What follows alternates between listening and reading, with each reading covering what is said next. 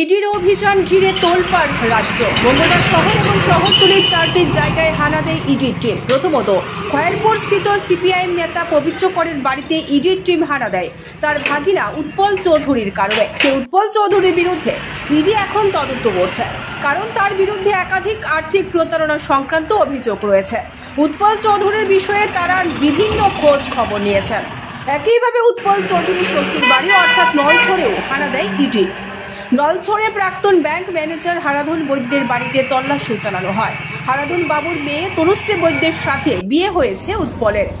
তনুশ্রী আবার পেশায় air hostess. তনুশ্রীর বিয়ে হয়েছে পবিত্র করের ভাগিনা উৎপলের সাথে।